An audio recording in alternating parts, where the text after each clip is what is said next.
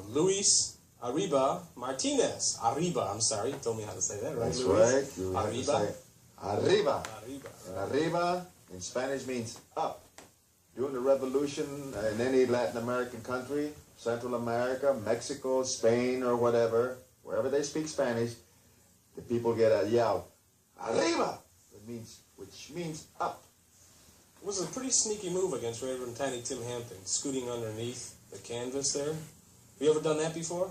No, that is what we call the element of surprise. I guess. See, now, Tim Hampton is not so tiny. I don't know where he got that name from, because that man is huge, and he's strong. And I give the man credit, because the man can not only dish it up, but he can take it. And I would like a rematch, and like I told him in the ring, I says, Mr. Hampton, I'll have a rematch with you anytime you want to, and perhaps maybe you can outsmart me.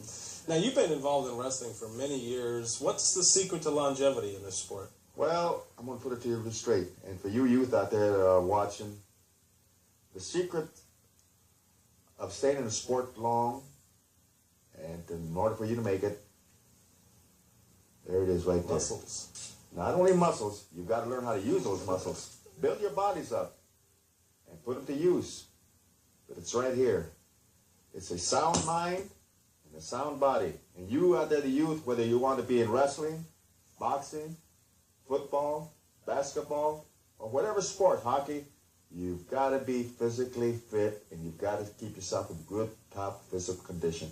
If you're not in any of that, forget it. You might as well forget about it. It doesn't come easy. I mean, it's hard.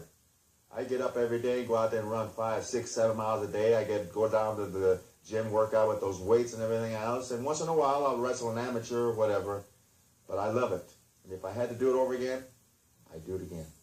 It's not easy, is it? It's not easy. All right, now, one thing I wanted to ask you, okay, there's a lot of people out there who are, maybe some of those who are sitting there looking in right now, they say wrestling is fake. How do you respond to that statement? People well, say first of all, these people, they have never been in the ring. And I know I've only got about 10 minutes, so I'm not going to dwell upon the subject to the point where I have to argue with the people that wrestling is not fake. I love it. It's been my bread and butter for a long time, and consequently, I've got a lot of scars to prove it. I've got cauliflowers to prove it. And if it was fake, why would I get these scars? Why would I even get cauliflower? I wrestled a 550-pound bear, and he bit my finger off. He actually bit it right off. Take a good look right there. He bit the finger off, and the people said, oh, that's fake. Put the finger back on. I can go out in the ring, and somebody's going to chop my head off. People's going to say, put the head back on. Let me put it this way, you people out there. If you don't believe in wrestling, let me put it to you this way. Does an atheist believe in God? Does an atheist believe in God? No. Well, then, there's your answer right there. If you don't believe in wrestling, I'm not going to argue with you. Now, just one other thing in the same regard. If you were with us from the beginning of the show, the first bout you saw with Pat Shane and Tommy Starr, that was real blood, because I had the opportunity to be the ring announcer that night, and I was right up there. That was real blood, and he did go to North Detroit General Hospital. The EMS, the Hamtramck firefighters, I should say, took him to North Detroit General. It was real blood, so you draw your own conclusion from that.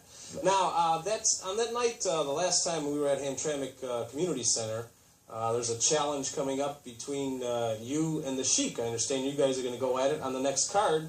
What about the Sheik? What can you do now? I know we talked with Dave Drason, who is his manager on a Hamtramck sports talk, and he said he just can't control the guy. What's the story with the Sheik? Well, Bob, first of all, I'm not up here to make any derogatory remarks about anyone. I'm not going to sit here and knock the Sheik or say anything bad thing about him. As a kid, I was always brought up from my dad said, son, if you can't say anything good about anybody, don't say nothing good.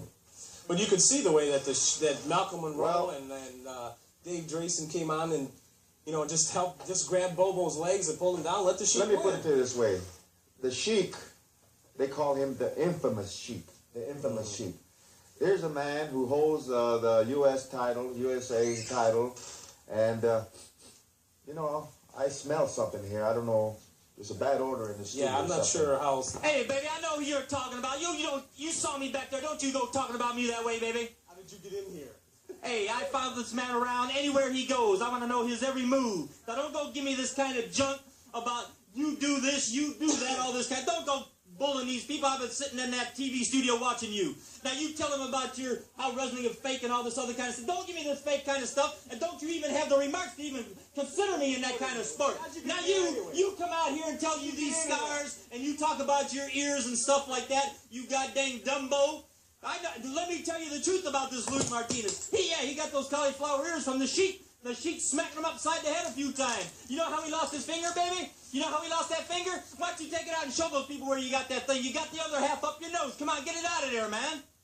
Now, I'll give you respect, Louis Martinez, by saying this. You are like a cockroach.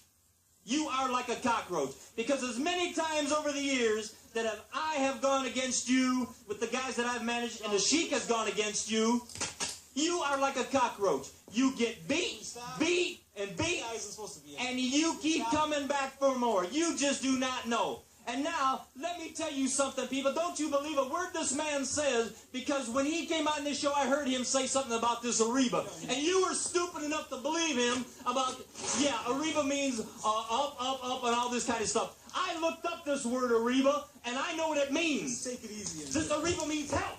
Because Louis Martinez